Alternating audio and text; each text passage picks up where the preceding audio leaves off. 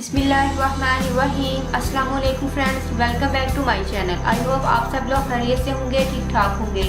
Friends, मैं हूं आपकी होस्ट नूर और मैं आपको बताती हूं मुख्तलिफ किस्म की रेमेडीज़ और लाजवाब टोटके। सो फ्रेंड्स, सर से लेकर पाँव तक आपकी ब्यूटी के लिए और आपकी बीमारियों की निजात के लिए मैंने आपको लातादाद नुस्खे और ब्यूटी टिप्स बता चुकी हूँ। तो फ्रेंड्स, आज भी मैं आपके लिए बहुत ही ज़बरदस्त टोटका लेके आई हूँ। ये टोटका है नज़ला, जुकाम, खांसी, सीने की जलन से फौरी आराम के लिए। फ्रेंड्स, इसमें आपको क्या करना होगा, आपको लेना होगा एक अदद ऑरेंज, और क्योंकि किन्नू का जो सीज़न है इजीली आपको मिल जाएंगे आपके घर में, बल्कि आते भी होंगे। फ्रेंड्स, आपने एक फ्रेश छिलका लेना है, उसको आपने लंबा लंबा कतरों की सूरत में आपने पतला पतला काट लेना है। और फ्रेंड्स, आपको चाहिए दालचीनी की एक स्टिक, 3 से 4 लौंग, यानी कि गरम मसाला हम ऐड करेंगे, और आपको चाहिए गुड़, और आपको चाहिए 1 गिलास पानी। फ्रेंड्स, आपने सबसे पहले तो पानी को किसी पैन में डालकर इसको बॉईल करना है, और आप जब पानी खौलना शुरू हो जाए तो आपने क्या करना है, आपने ऑरेंज के ये छिलके, लौंग और दालचीनी इसको इकट्ठे ही पानी के अंदर डाल देना है, और आपने पानी के अंदर डालकर इसको चूल्हे को टर्न ऑफ कर देना है, क्योंकि हमने इसको ज़्यादा कुक नहीं करना। फ़ौरन से आप चूल्हे को बंद करेंगे।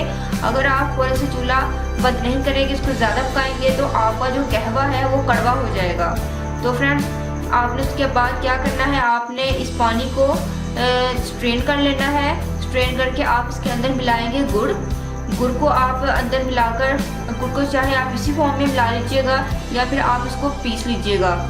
और फ्रेंड्स, गुड़ को मिलाकर आप इसको पिला दें। इंशाल्लाह आपका नज़ला, जुकाम, खांसी और सीने की जलन से आपको फौरी आराम मिलेगा, और आपको बहुत ज़्यादा फ़ायदा मिलेगा इस रेमेडी से, क्योंकि विंटर सीज़न में और विंटर सीज़न के बाद भी अमूमन नज़ला, जुकाम और खांसी तो होती ही रहती हैं, और सीने की जलन भी बाद लोगों को बहुत ज़्यादा मसला होता है इसका। तो इस एक नुस्खे से आपके जुकाम का भी इलाज हो जाएगा, खांसी का भी इलाज हो जाएगा, और सीने की जलन का भी इलाज हो जाएगा। तो फ्रेंड्स, बहुत ही कारगर नुस्खा है मेरा, आपने इसको ज़रूर ट्राई करना है। और फ्रेंड्स, अगर आपको बहुत ज़्यादा बुखार भी हो रहा है तो इसमें आपने पुदीना, इसी रेमेडी में ये जो चीज़ें मैंने आपको बताई हैं इसी में आपने ऐड करना है थोड़ा सा पुदीना, अलसी के बीज यानी कि फ्लैक्स सीड, 2 चम्मच आपने फ्लैक्स सीड को कूट कर डालना है, और फिर इसी कहवे को आपने नीम गर्म करके आपने इसको पिला देना है।